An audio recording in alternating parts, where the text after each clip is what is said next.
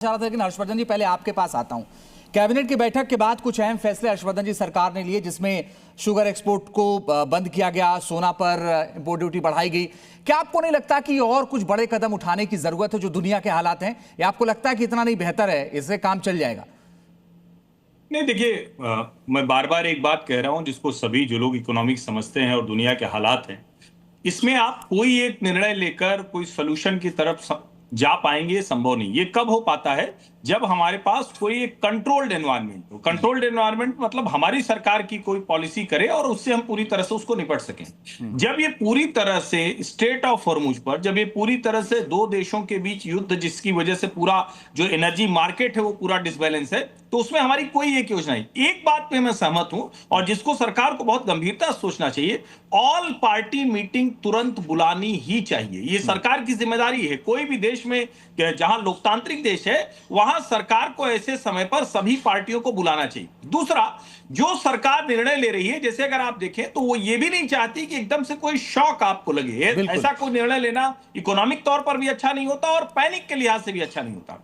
सरकार वो निर्णय एक एक करके ले रही है। और एक चीज मैं जरूर कहूंगा, इसको देश की हर सरकार ने कहा, आज नरेंद्र मोदी कह रहे हैं। मेरा यह मानना है कि अगर सब स्थिति सामान्य हो जाए कल को, तब भी भारतवासियों को सोना चांदी का प्रेम छोड़ना पड़ेगा। 100 किलो सोना है तो मात्र 1 किलो सोना भारत का अपना है, 99 किलो हमें खरीदना पड़ रहा है। और अगर वो हम इसी तरह खरीदते रहेंगे तो कोई भी स्थिति नहीं बन सकती हम अपने रुपये को कमजोर होने से बचा सके। और जिसको हम बार बार कहते हैं कि अगर रुपया देके डॉलर इतना खरीदना पड़ेगा तो डॉलर स्ट्रांग होता रहेगा। ये एक पक्ष है। दूसरे पक्ष तो अभी के फौरी कारण है। जी, शाजिया इल्मी जी, थोक महंगाई दर ने 42 महीने का रिकॉर्ड तोड़ दिया है। क्या यह माना जाए कि आने वाले वक्त में यह महंगाई का तूफान ला सकता है?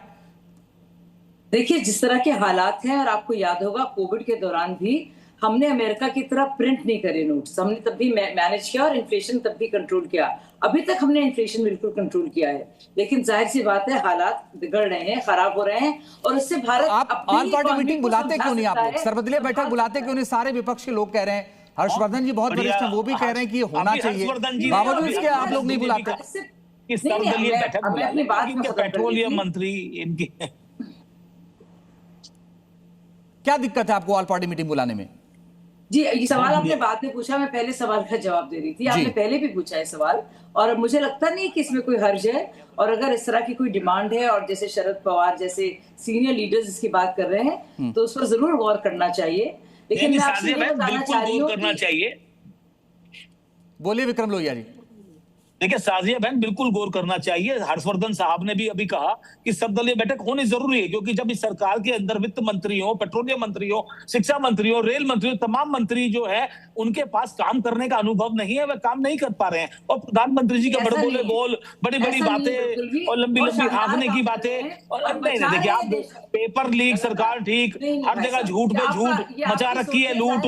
साजिया बहन, आपने देखिए प्रधानमंत्री जी बोलते हैं हमेशा झूठ, अब मचाई हुई है लूट।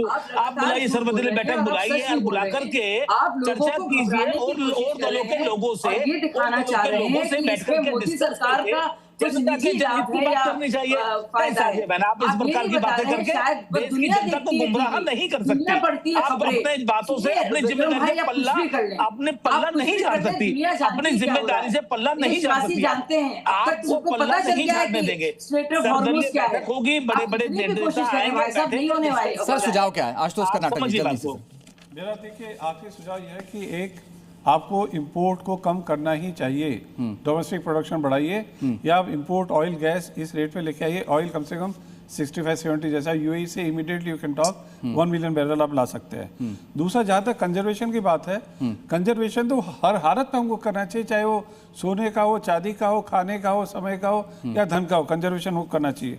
थर्ड, 45% हमारा ट्रांसपोर्ट सेक्टर में जाता है, तो एक एलएनजी ट्रकिंग, एक सरकार ने एमओपीएनजी ने बोला था कि 1000 स्टेशन बनाएंगे जहाँ पे ट्रक जो है एलएनजी से चलेंगे, तो वो उसको जरा एक्सपेडाइट किया जाए। फोर्थ, ऑयल स्टोरेज बढ़ाया जाए, गैस स्टोरेज बढ़ाया जाए, और एक finally integrated energy management system बनाए जो कि अगले 15-20 साल तक के लिए एक कायम रहे और हर आदमी उस पर कार्य करे, सरकार उस पर कार्य करे, इंटीग्रेटेड एनर्जी सिस्टम बनाए। ठीक है।